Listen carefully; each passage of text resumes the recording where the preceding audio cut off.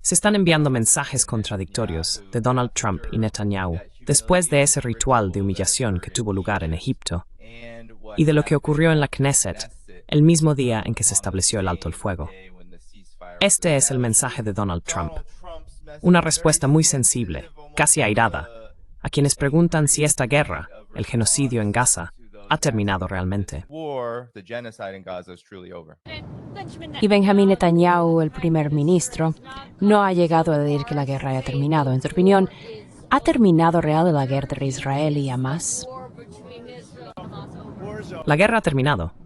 La guerra ha terminado, ¿vale? ¿Lo entiendes? Esa fue su respuesta a la situación del alto el fuego, a pesar de que Israel está violando cada una de sus partes. Netanyahu dio una respuesta diferente cuando contestó a las preguntas en lo que algunos llaman ahora la Corporación de Radiodifusión Sionista, con Bari Weiss contratada como redactora jefe. CBS entrevistó a Benjamin Netanyahu y le preguntó sobre su reacción a lo que Trump dijo acerca de que la guerra había terminado. Netanyahu respondió: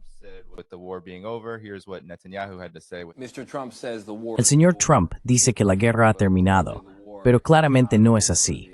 Las FDI siguen desplegadas en partes de Gaza y Hamas sigue en las calles allí. ¿Cómo puede decir que la guerra ha terminado? Bueno, acordamos darle una oportunidad a la paz. Acordamos que debíamos hacerlo. Las condiciones de este plan de 20 puntos son muy claras. No se trata solo de liberar a los rehenes sin retirar a nuestras fuerzas militares, sino de que después habría tanto desmilitarización como desarme. No son lo mismo. Primero, Hamas tiene que entregar sus armas. Esto parece un gran golpe para Trump, pero ha sido una especie de patrón durante todo este periodo desde que asumió el cargo. Ha habido una mezcla de lamentos y fanfarronería por parte de Trump, y luego Israel hace exactamente lo contrario de lo que supuestamente él había puesto por escrito.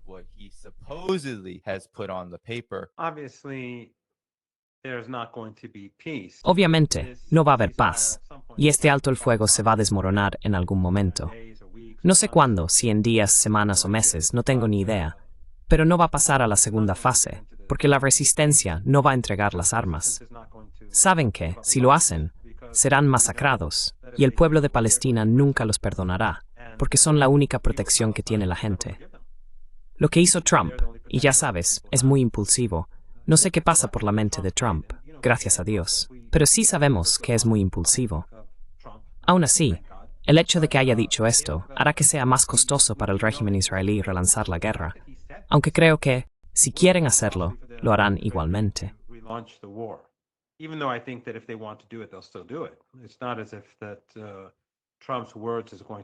No es que las palabras de Trump vayan a detener a Netanyahu, pero lo harán más costoso. Y creo que así será, porque humillará a Trump. A Trump le gusta humillar a los demás, no a los israelíes. Pero vimos en la Palestina ocupada cómo humilló a Adelson, y en Egipto cómo humilló a todos. Pero si el régimen israelí relanza la guerra, este genocidio no le va a quedar bien, porque él dijo que se había acabado, y recalcó que se había acabado. Por supuesto, el régimen va a seguir matando gente. Eso es lo que hacen en el Líbano. En el Líbano, todos los días llevan a cabo ataques. Bombardean casas, a personas que trabajan para reconstruir sus hogares. Bombardean a quienes trabajan en los campos. Bombardean a personas en motocicletas.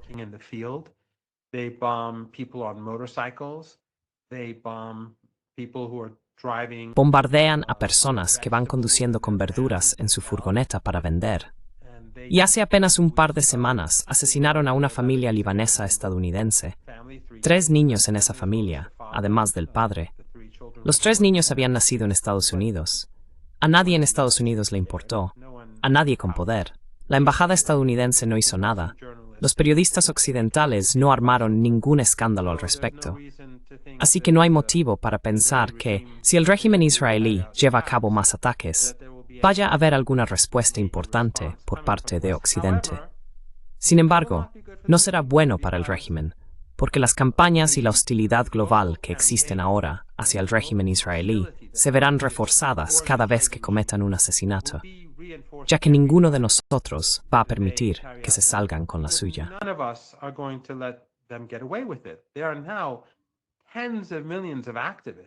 Ahora hay decenas de millones de activistas en todo el mundo que están observando lo que ocurre en Gaza, están observando lo que ocurre en Palestina, están observando lo que ocurre en toda la región. Así que cada vez que alguien muere, cada vez que alguien resulta herido, los medios occidentales no van a hacer nada al respecto. Guardan silencio sobre el Líbano. No dicen nada sobre los ataques que vemos cada día. Pero hay muchas personas que están prestando atención. Y si los israelíes empiezan a matar gente en Gaza, como ya lo han hecho, eso solo seguirá recordando a la gente el genocidio.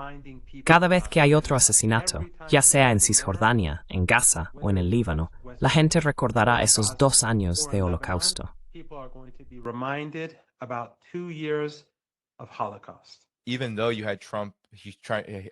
Aunque tuviste a Trump intentando humillar a todo el mundo, algunos muy dispuestos, como el primer ministro británico Keir Starmer durante aquel espectáculo circense en la cumbre de Egipto, parece que cada vez que Trump intenta conseguir algún tipo de respiro para sí mismo, Israel, tanto si Trump da luz verde como si no, Israel simplemente sigue adelante. Y eso, en sí mismo, es una forma de humillación. Aunque Trump no lo vea así, quizá porque es tan sociópata y narcisista. Este genocidio y lo que está ocurriendo ahora siempre estuvieron de algún modo sobre la mesa. Puede que eso explique por qué la resiste firme, incluso ahora.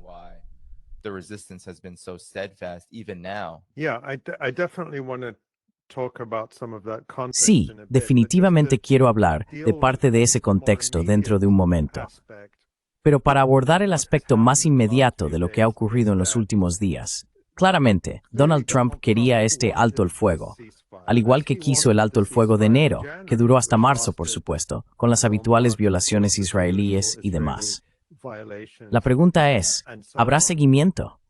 En realidad, la única garantía de que este alto el fuego continuará, como señalaste, ya se está violando de muchas maneras. Aún así, no es poca cosa que para la gran mayoría de la gente en Gaza, el bombardeo día y noche, las masacres de más de un centenar de personas al día, se hayan detenido por ahora.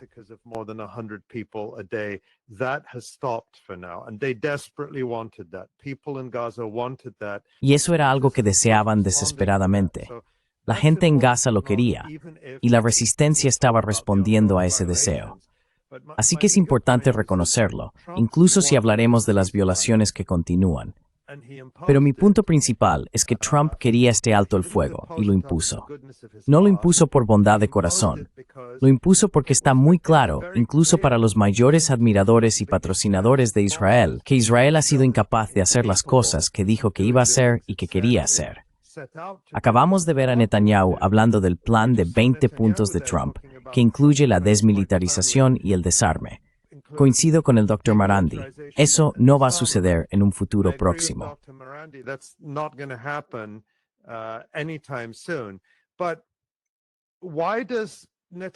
Pero ¿por qué necesita Netanyahu que eso provenga de un supuesto plan de paz de Trump?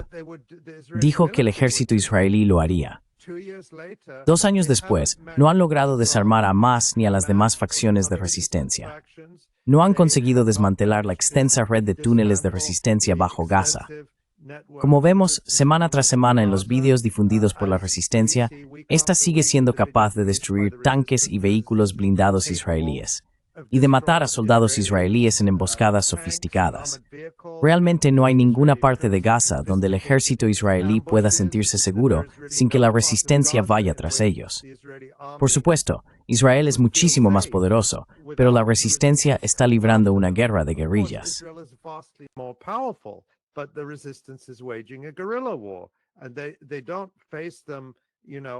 No se enfrentan, ya sabes, ejército contra ejército, en una línea del frente como en una guerra clásica. Son una resistencia que hostiga a los invasores, haciéndoles muy costoso permanecer allí. Y la resistencia en Gaza sigue siendo completamente capaz de hacerlo, y lo estuvo haciendo hasta el último día antes de este alto el fuego.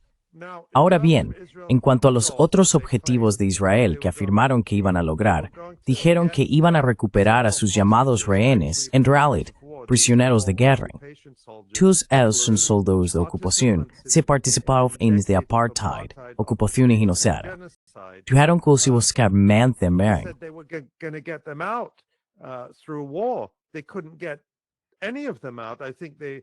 No pudieron sacar a ninguno de ellos. Creo que en los últimos 2 años rescataron a un par, a un coste muy alto, pero mataron a muchos más de los suyos en Gaza, por medio de bombardeos, de hambre y así sucesivamente. Al final, solo pudieron sacarlos mediante negociaciones. ¿Y negociaciones con quién? Negociaciones con Hamas, el grupo que Israel dijo que destruiría y erradicaría por completo. Así que aquí estamos, después de 2 años de genocidio. Hamas sigue ahí, e Israel tiene que negociar con él. La resistencia sigue ahí. Todavía tienen sus armas. E Israel no pudo lograr ningún avance político significativo, a pesar del holocausto ante los ojos del mundo.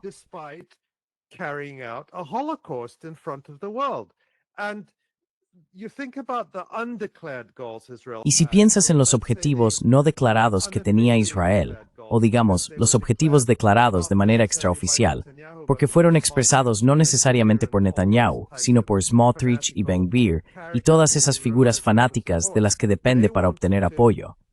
Querían limpiar étnicamente Gaza, expulsar por la fuerza a la población y reasentarla, reconstruir esas colonias judías fanáticas dentro de Gaza. Y han fracasado por completo en hacerlo. La gente de Gaza se negó a marcharse. Y todos vimos, como en enero y de nuevo en los días, que en cuanto los habitantes vieron la oportunidad, regresaron en masa al norte.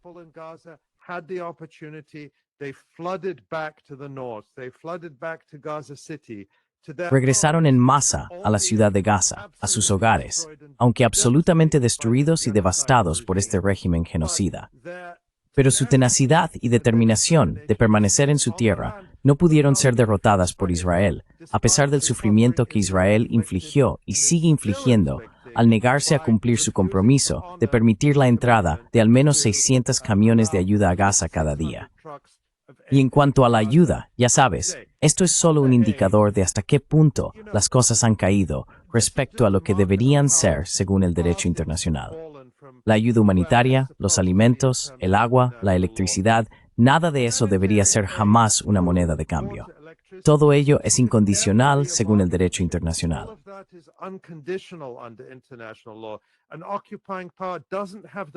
Una potencia ocupante no tiene derecho a matar de hambre a una población civil para alcanzar sus objetivos políticos o militares. Un pueblo ocupado nunca debería tener que negociar sobre comida para bebés y medicinas.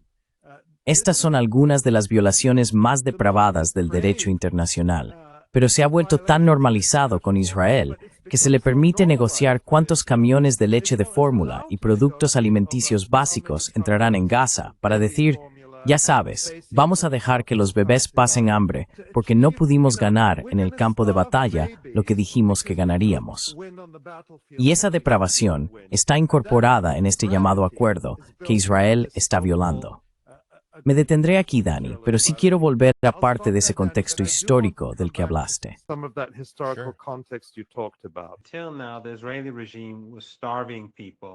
Hasta ahora, el régimen israelí estaba matando de hambre a la gente y estaba matando de hambre a los niños. Impidieron que la flotilla trajera leche infantil. Impidieron que los camiones trajeran leche infantil. Pero afirmaban que era por culpa de Hamas o por los combates. Y ahora que no hay combates, ahora que es fácil hacer entrar los camiones, no hay excusa. No dejan que los camiones entren. Esto demuestra que la comida es un arma para estos monstruos, que la vestida es para los criminales.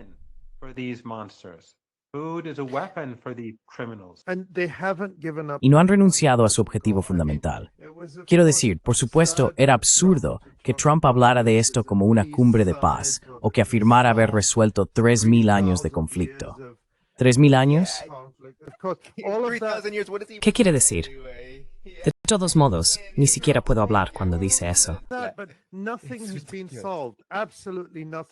Pero no se ha resuelto nada.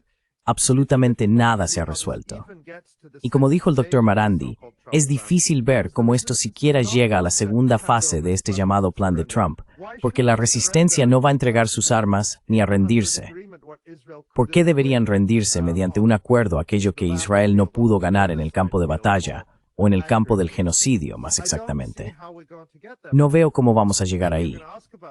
Quizás vayas a preguntar sobre esto, Danny, pero Trump tiene un elemento de realismo en el sentido de que reconoció que Hamás es la única fuerza capaz de mantener y restablecer la ley y el orden en Gaza, y de limpiar a estas bandas de colaboradores criminales contratadas por Israel, formadas por delincuentes y otros elementos que liberaron deliberadamente durante el genocidio para robar ayuda, sembrar el caos y dedicarse al lucro en el mercado negro.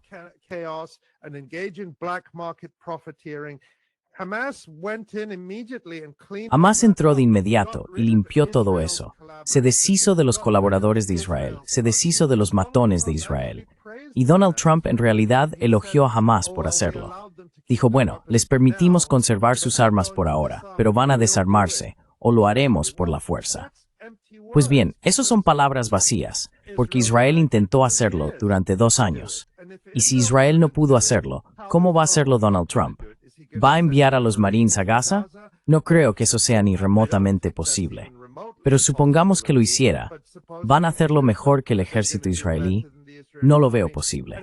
Así que hay una realidad a la que se han visto obligados a enfrentarse, a pesar de la retórica.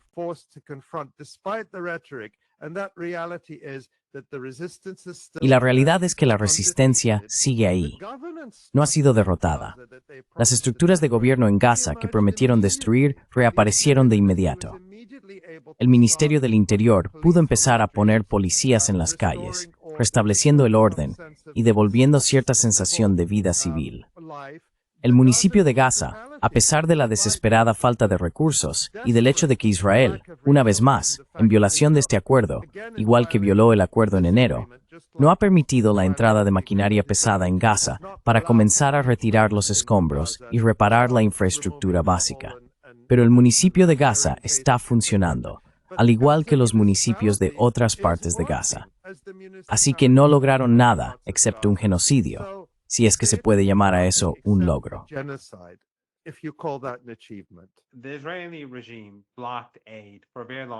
El régimen israelí bloqueó la ayuda durante mucho tiempo. Impidieron que entrara cualquier cosa. Desde el primer día, dijeron que iban a bloquear los alimentos. Si se observa la carta de Sudáfrica al CIJOC, su denuncia ante el CIJ, las declaraciones de los líderes del régimen eran muy claras sobre su intención de cometer genocidio y matar de hambre a la población. Todo está en línea para que cualquiera lo vea. Cuando permitieron que entrara una cantidad limitada de alimentos, bombardearon a quienes protegían la comida, a quienes protegían los camiones para que pudieran llegar a la gente. Los bombardearon. Luego, los colaboradores se acercaban, atacaban los camiones y robaban las mercancías. El régimen israelí es como el régimen más siniestro de la historia humana.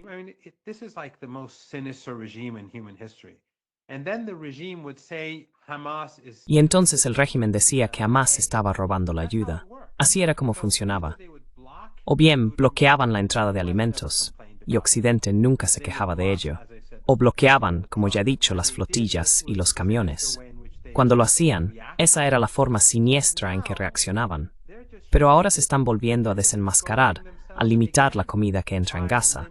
Ahora hay un alto el fuego, así que los camiones deberían poder entrar. Pero dicen, no recibimos este cuerpo a tiempo, o este cuerpo nos fue entregado por error. Solo están usando eso como excusas para poder hacer daño a la gente, matar de hambre a los niños, frenar su crecimiento. Son unos monstruos y son completamente inútiles.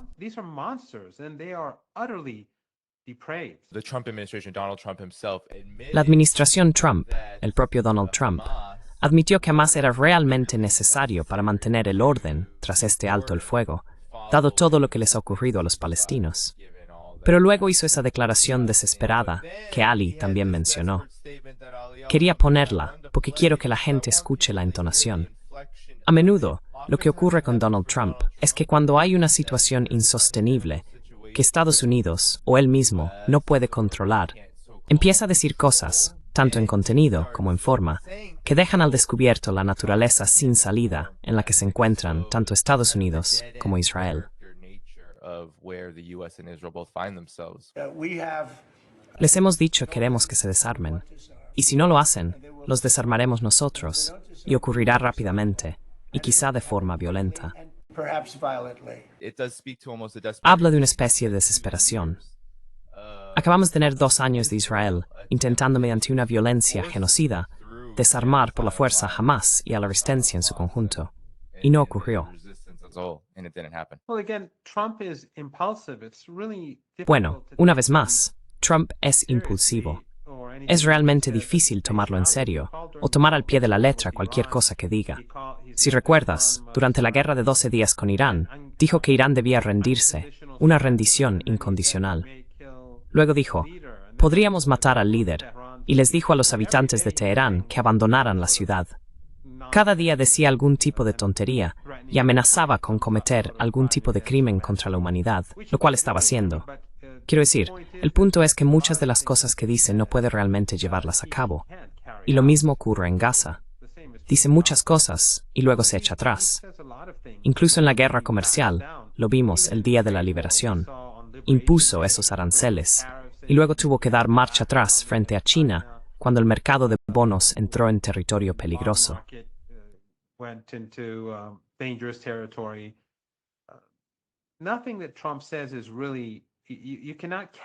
Nada de lo que dice Trump es fiable. No se puede contar con nada de lo que dice. Puede decir lo contrario al día siguiente.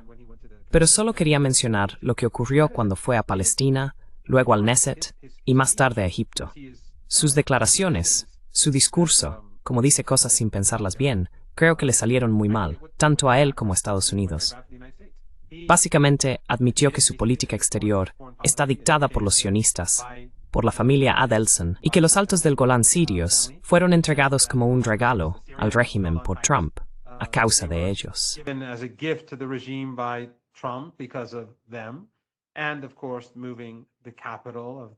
Y por supuesto, trasladar la capital del régimen a Al-Quds, o Jerusalén, formaba parte de todo eso.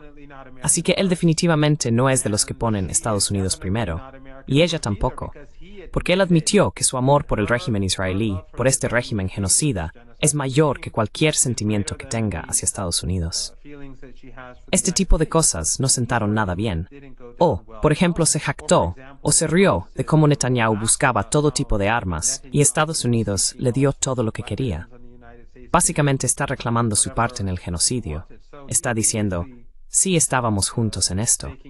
Simplemente está admitiendo que es genocida. Y luego estuvo la humillación que vimos en el Cairo.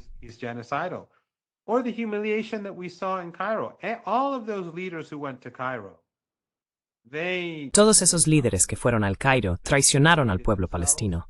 Se humillaron a sí mismos y básicamente estaban blanqueando a Trump. ¿Pero qué hizo Trump? ¿Les mostró agradecimiento? No. Uno por uno hemos visto los distintos videos hacerse virales. La gente aquí en Teherán los veía, se los mostraban unos a otros y se reían de cómo trató al primer ministro británico, luego al presidente egipcio, y así sucesivamente. Así que, cuanto más habla Trump, peor es para Estados Unidos. Creo que todo este viaje a la región fue devastador para Estados Unidos, y solo demuestra que Estados Unidos es un imperio en declive. Su liderazgo refleja ese declive. Its leadership is reflective of that decline. In the past, you had people like Obama, no better than. En el pasado, había personas como Obama, que no era mejor que Trump, el mismo monstruo genocida. Quiero decir, bajo el liderazgo de Obama, se llevó a cabo el genocidio en Yemen. La guerra sucia en Siria se inició bajo su mandato. La destrucción de Libia tuvo lugar. No es mejor que Trump. Sin embargo, era mucho más inteligente, mucho más capaz en la hipocresía y en engañar al menos a grandes sectores de la opinión pública mundial. Así que creo que Trump refleja muy bien el estado actual de las cosas en Estados Unidos. Un régimen que libra una guerra económica contra China y fracasa. Libra una guerra militar en Ucrania y fracasa. Lleva a cabo un holocausto en Gaza y fracasa.